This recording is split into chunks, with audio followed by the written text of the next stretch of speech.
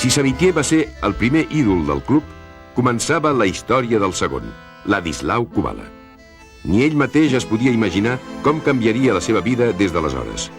Havia nascut el 10 de juny de 1927 a Budapest, al carrer Oromlov. Fill d'una família eslovaca, el seu pare, Pavel, va ser jugador del Ferencváros de Budapest, ciutat on s'hi va quedar a viure després de retirar-se del futbol. Allà va créixer Lassi, al costat de la seva mare, Anna Stek, constantment preocupada per la seva prioritària afició al futbol per sobre de l'escola.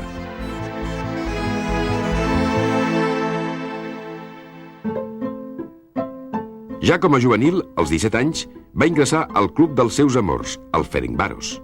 A partir d'aleshores, va iniciar la seva carrera ascendent fins a esdevenir internacional amb Hongria. Mort el seu pare, es va traslladar a Bratislava, a Txecoslovàquia, per jugar-hi a l'equip. Allà va conèixer Fernando Dausic, l'entrenador que més va influir en la seva vida professional i particular. El 17 d'abril de 1947 es casava amb Anna Viola, germana de Dausic.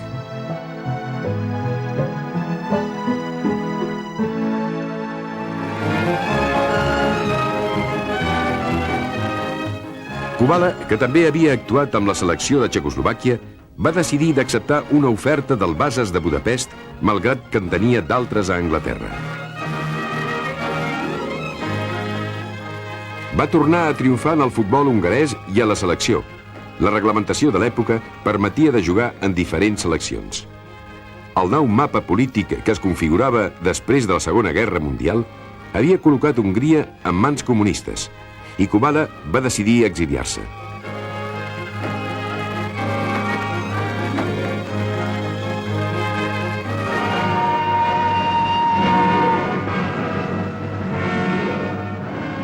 Va fugir amb altres companys a través de la frontera amb Àustria i va començar el seu pelegrinatge per Europa.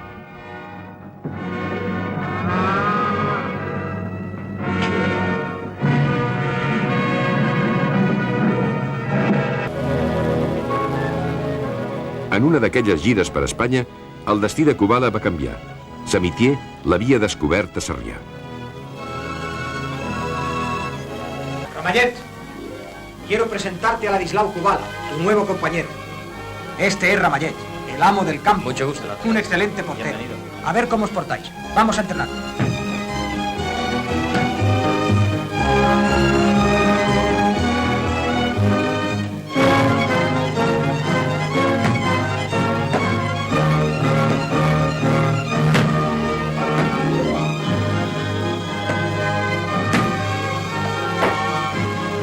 Ladislau Kubala va actuar durant 11 anys a l'equip barcelonista.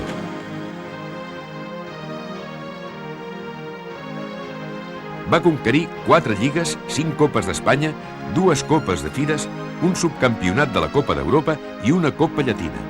Durant aquest temps va jugar 329 partits i va marcar 256 gols.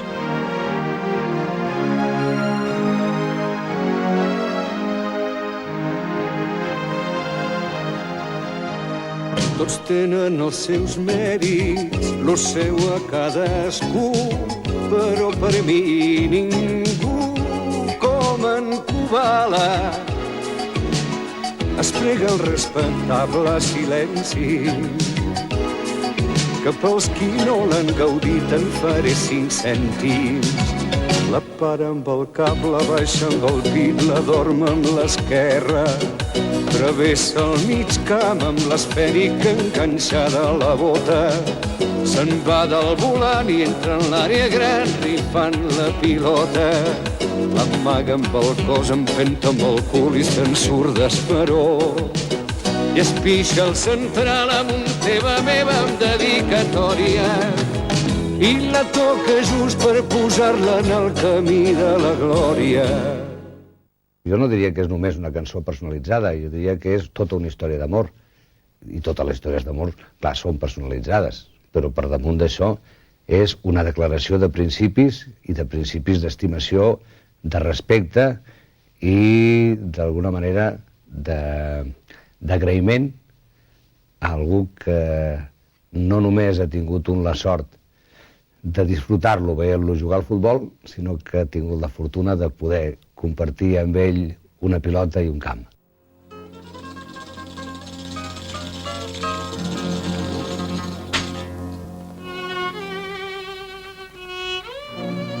Ladislau Kubala, com les grans estrelles, va ser polèmic, dins i fora del camp.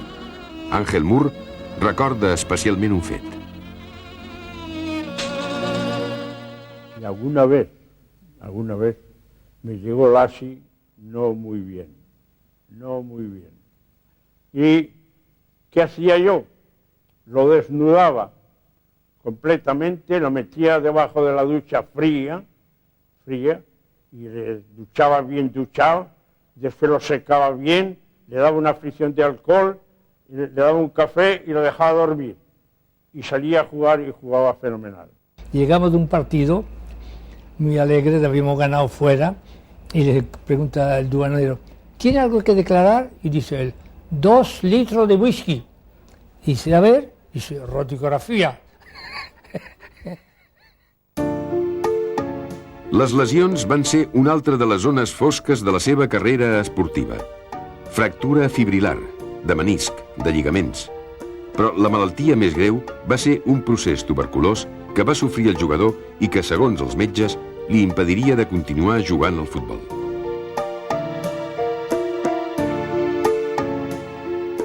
El problema es que yo, como toda la vida, cuidaba y exageradamente empezaba a perder peso para mantenerme, y resulta que con los años tiene que subir uno de peso, y cogí un constipado grande pulmonar, pero nada más. O sea que fíjese que desde entonces, ya ha pasado 45, 46 años, sigo entrenando diariamente, o sea que no hay problema.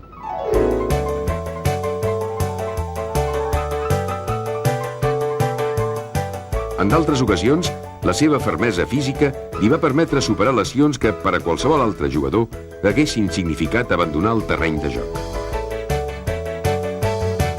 Salgo yo, lo miro, y la rodilla se me iba por todos lados. O sea que tenía los ligamentos laterales, los meniscos y los cruzados hechos por uno. Y yo digo, Lassi, tienes que retirar, que esto es muy grave. Dice, no me retiro, porque si me retiro vamos a perder. Haz lo que quieras, pero yo no me retiro. Y yo insistiendo en que se retirara, y nada. Entonces le dijimos, tráeme 2 cartones, a Modesto, que era del material, y trajo 2 cartones, y le puse como una férula, y desde el tobillo a la ingle un vendaje duro, como un yeso, igual que un yeso, completamente inmovilizado. Y jugó 80 minutos no menos con aquella pierna tiesa, y decía, no me retiro porque si me retiro perderemos. Y claro, allí siempre tenía un jugador que no se fiaban de dejarlo solo, ¿sabes? Y ganamos la eliminatoria porque empatamos a 0. Aleshores César, Kubala, Moreno i Manchón. Kubala va marcar època al Futbol Club Barcelona. La seva aportació professional va ajudar a crear un dels millors equips blaugrana de tots els temps i els seus triomfs han estat mitificats al llarg dels anys. La delantera que ha fet famosa en Serrat, Besora, César, Kubala, Moreno i Machón, pues, era un equip, una delantera que ens compenetràvem molt bé i com a persones i com a humanes era una pinya. I això, esclar, es nota també en el camp. És a dir que tots eren d'una gran condició humana i eren unes persones excel·lents. Va ser un dels jugadors més ben pagats a l'època. Els seus ingressos durant la seva etapa barcelonista van superar els 24 milions de pessetes, segons que consta als arxius del club. Després de penjar les botes, va ser entrenador de l'equip des del 19 de novembre de 1961 fins meitat temporada 62-63, en què va ser cessat.